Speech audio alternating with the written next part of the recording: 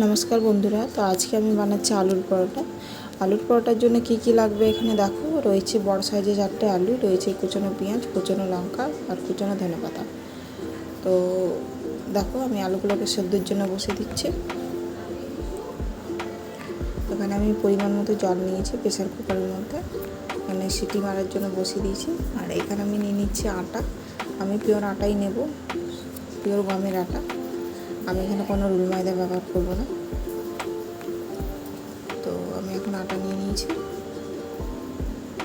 আর এখন আমি নিয়ে নেব 1 চামচের মতো ছোলার ছাতু।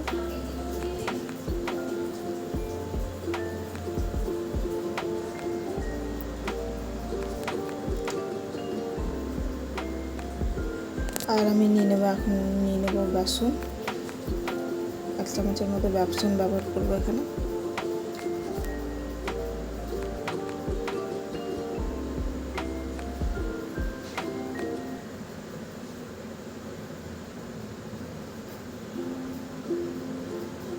নিয়ে নিচ্ছি চিনি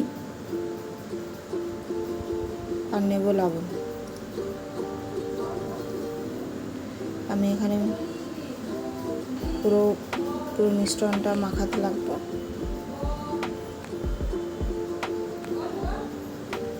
মাখিয়ে নিচ্ছি। হালকা হালকা জল দেবো, বেশি জল দেওয়া চলবে না, যেহেতু ডোটা ঢলে হয়ে গেলে আমি আর বেলতে পারবো না। তো এখানে আমি একটা ডো তৈরি করে নিয়েছি। আর এইদিকে আমি নিয়ে নিচ্ছি সেদ্ধ করা আলু, নিয়ে নিচ্ছি কুচনো পেঁয়াজ,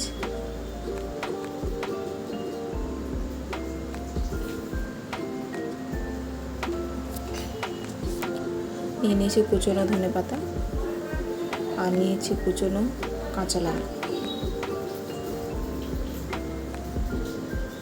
তারপর নেব লবণ,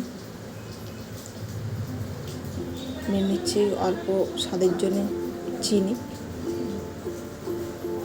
আমি একটু ঝালের জন্য লঙ্কা গুঁড়ো ব্যবহার করেছি।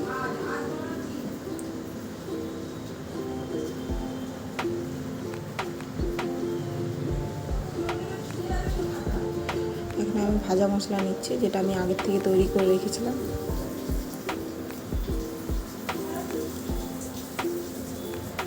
আলুগুলোকে একটা কাঁটা চামচের সাহায্যে মাখিয়ে নিচ্ছি।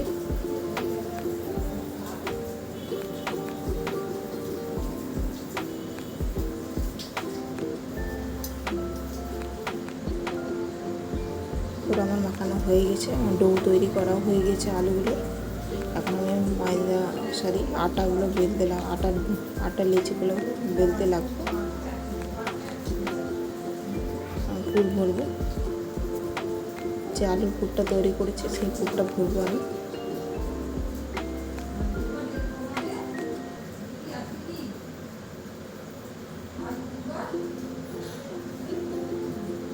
দেখো হালকা হালকা চাপ দিয়ে আমি বেলছি, বেশি চাপ দিয়ে বেলা যাবে না, যেহেতু ভেঙে যাবে।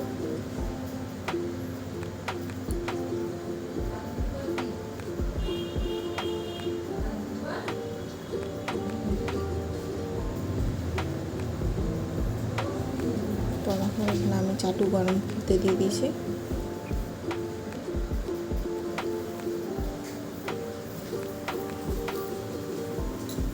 পুরো চাটু গরম হয়ে এসছে।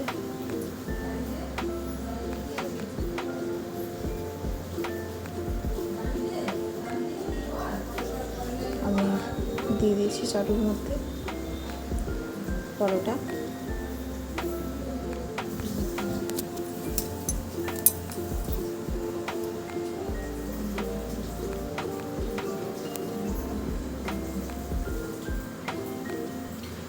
আমি পুরো তেল দেব না, অল্প অল্প তেল দিয়ে আমি ভাজবো, যাতে মচমচে হয়। হালকা আঁচের মধ্যে ভাজবো। এক পিসটা আমি উল্টে ফেলেছি, লাল হয়ে এসছে। আমাকে আবার অপর পিসটা আবার ভাজতে হবে। কাঁচা হয়েই আছে, আমাকে 2 দিকটা ভালো করে ভাজতে হবে লাল করে, যাতে খেতে মুচমুচে হয়।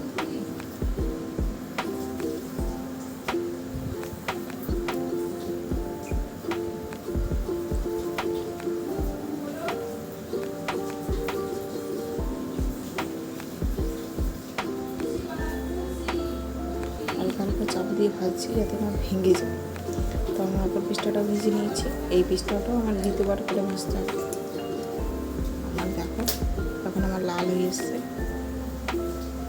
তো এখন আমার পুরোপুরি ভাজা হয়ে গেছে, এখন খাবারের জন্য পুরো রেডি। তো এখন আমি এটা সার্ভ করার জন্য তৈরি। একবারে দেখো কী সুন্দর মুচমুচে হয়েছে।